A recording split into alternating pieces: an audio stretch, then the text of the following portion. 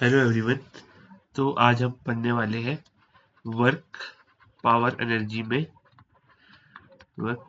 Energy में mechanical power. ठीक है, इसके बारे में हम पढ़ेंगे। ठीक है, तो पावर को हम पहले कैसे कैसे लिख सकते हैं। सबसे पहले आता है एवरेज पावर। ठीक है, एवरेज पावर क्या होता है? The rate at which work is done. ठीक है, rate at which work is done and it is obtained by dividing W by time taken T। ठीक है, पावर होता है वर्क अपॉन टाइम। ठीक है, work upon time. Simply also हम लिख सकते हैं पावर को change in energy upon time taken. ठीक है, आई होप आपको समझ में आया होगा।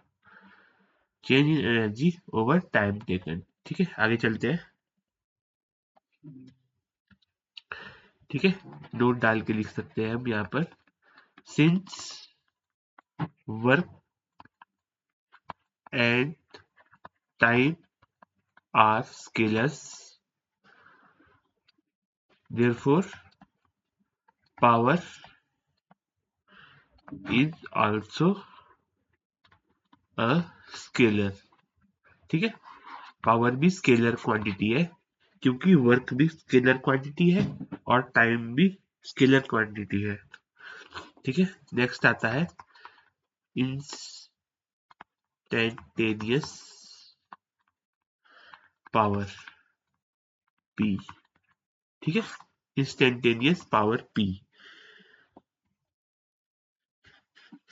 पावर को हम लिख सकते हैं delta W upon delta T। ठीक है, limit delta T tending to 0 delta W upon delta T equal to dW by dt। ये होता है इंस्टेंटेनियस पावर। ठीक है, इंस्टेंटेनियस पावर। ठीक है,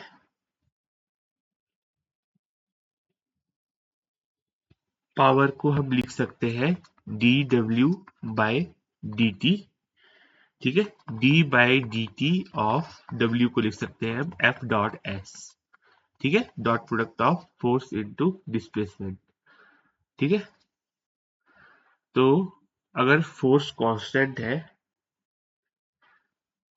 इफ फोर्स इज कांस्टेंट, ठीक है, अगर फोर्स कांस्टेंट है तो फोर्स बाहर आ जाएगा, तो ds बाय dt। ठीक है, ds by dt equal to power scalar quantity है। ठीक है, डॉट प्रोडक्ट होता है, तो power equal to F dot V। ठीक है, इन दोनों का प्रोडक्ट होता है F dot V। ds by dt को ds by dt equal to V। तो फोर्स और वेलोसिटी वेक्टर का डॉट प्रोडक्ट पावर होता है। ठीक है, dot product of power is dot product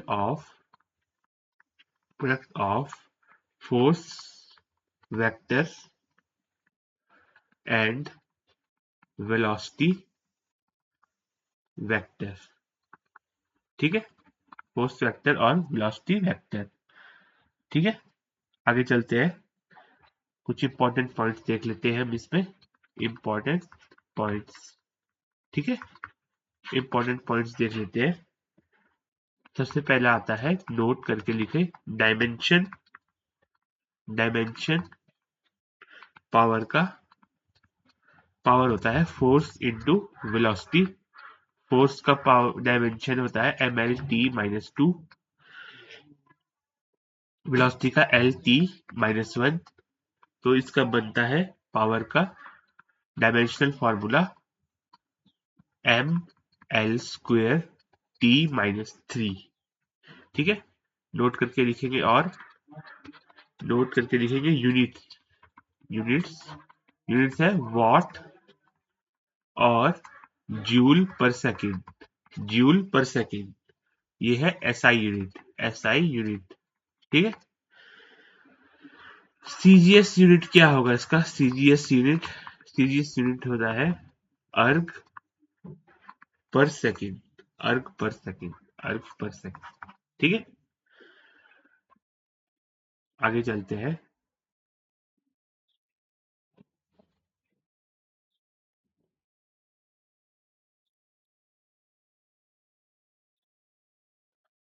ठीक है, प्रैक्टिकल यूनिट्स देखते हैं। प्रैक्टिकल यूनिट्स, ठीक है। प्रैक्टिकल यूनिट में फर्स्ट आता है किलोवाट। किलोवाट केडब्ल्यू, ठीक है। सेकंड आता है मेगा वाट एमडब्ल्यू, ठीक है। थर्ड आता है हॉर्स पावर। हॉर्स पावर, ठीक है, एचपी, ठीक है। रिलेशंस अगला करते हैं, रिलेशन बिटवीन डिफरेंट यूनिट्स, ठीक है। ठीक है, relation between different unit. 1 watt equal to 1 joule per second equal to 10⁻⁷ erg per second, ठीक है। 1 horse power equal to 746 watts, ठीक है। और 1 megawatt equal to 10⁻⁶ watts. 1 kilowatt equal to 10⁻³ watts, ठीक है।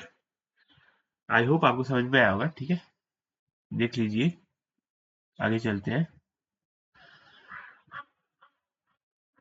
नोट करके लिखेंगे, अगर if work done by two body is same then power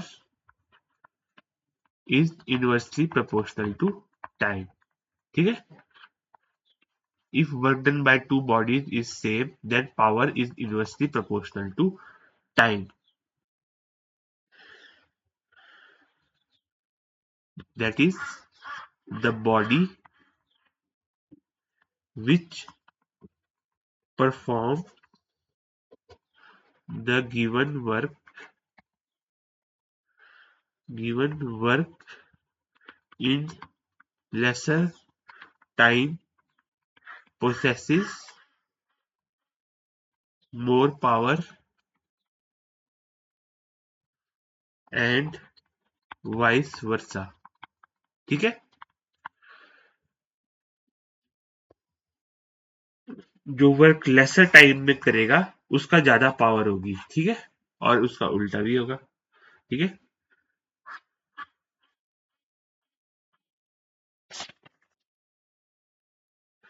अब देखते हैं 1 किलोवाट हावर किसके बराबर होता है, ठीक है। ये यूनिट है एनर्जी का।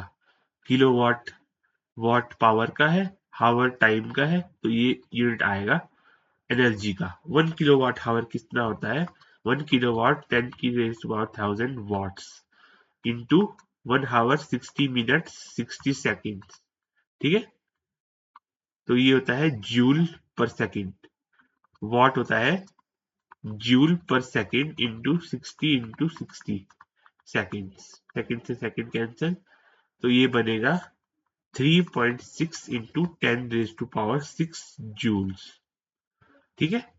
इतनी 1 किलोवाट हावर में इतनी एनर्जी होती है, ठीक है। 3.6 इंटू 10⁻⁶ जूल्स।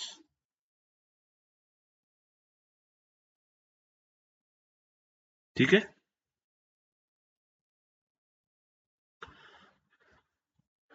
नोट करके लिखते हैं। ठीक है, the slope of work time curve gives instantaneous power. Slope of work time curve gives instantaneous power. ठीक है, as P equal to dw by dt equal to tan theta.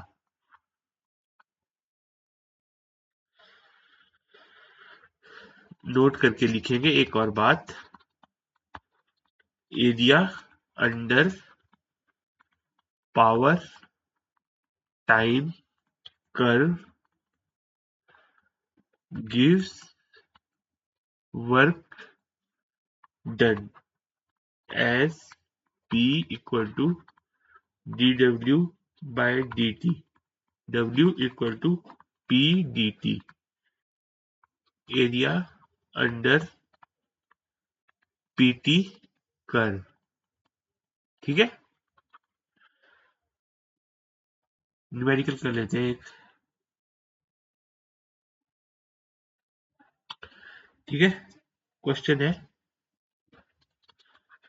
An insect of mass m moves up along a hanging stationary thread with acceleration a. Find the power delivered by gravity after a time t. ठीक है, the insect of mass m moves up along a hanging stationary thread with an acceleration a. Find the power delivered by gravity after time t. ठीक है, एक thread है, उस पे insect move कर रहा है ऊपर। ठीक है, एक्सीलरेशन ए के साथ। तो पावर डिलीवर्ड कैसे निकालेंगे? ठीक है, वेलोसिटी भी इसी डायरेक्शन में होगी। ठीक है, इसका वेट लग रहा होगा कुछ नीचे को, mg। ठीक है, ऊपर को f आ रहा होगा। ठीक है, पावर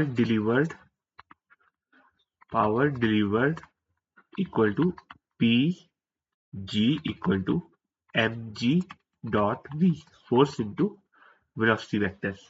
ठीक है, ठीक है, पावर होता है mg, वेलोसिटी होगा at, v equal to u plus at, u 0 है, v इक्वल टू at। ठीक है, एक्सीलरेशन a है तो वेलोसिटी होगी at। तो mg और v की डायरेक्शन अपोजिट है, power delivered by gravity minus mg, क्योंकि वेलोसिटी ऊपर है, ग्रेविटी नीचे लग रही है।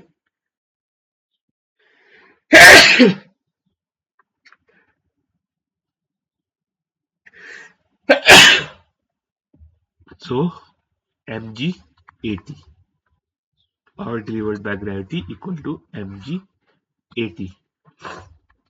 यहाँ तक आपको समझ में आ गया होगा, आई होप। ठीक है, अगला क्वेश्चन करते हैं। क्वेश्चन है, an elevator of mass capital M with a person of mass m is moving upward with uniform velocity v, ठीक है। what is the power what is the power delivered by the elevator, ठीक है। Elevator है, ठीक है। उसमें एक person है अंदर बैठा हुआ, उसका मास है m, एलिवेटर का मास है कैपिटल M, v स्पीड से ऊपर मूव कर रहा है, ठीक है।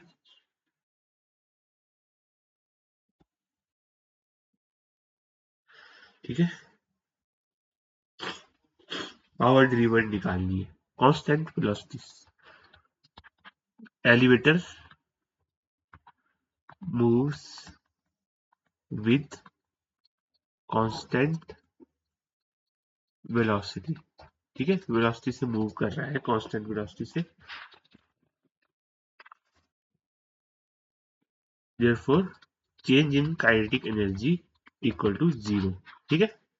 कांस्टेंट वेलोसिटी के साथ मूव कर रहा है, ठीक है। कांस्टेंट वेलोसिटी के साथ मूव कर रहा है, तो हम mg, नीचे लग रहा है मास m प्लस mg, ठीक है। एलिवेटर और पर्सन को सिस्टम की तरह लेके इन दोनों का मास m प्लस mg लग रहा है नीचे, ठीक है। ऊपर टेंशन T आ रही होगी, ठीक है। तो मूव कर रहा है ऊपर को। मान लेते हैं अगर एक्सिलरेशन a आ रही होगी ऊपर को, तो T minus m plus m g equal to m plus m a, पर acceleration sorry a a acceleration है 0, क्योंकि ये कांस्टेंट वेलोसिटी के साथ मूव कर रहा है। देयरफॉर ये 0 हो गया, t हो जाता है m plus m into g के बराबर, ठीक है। तो पावर डिलीवर्ड होगा T इंटू वी, ठीक है। m plus m g into into we,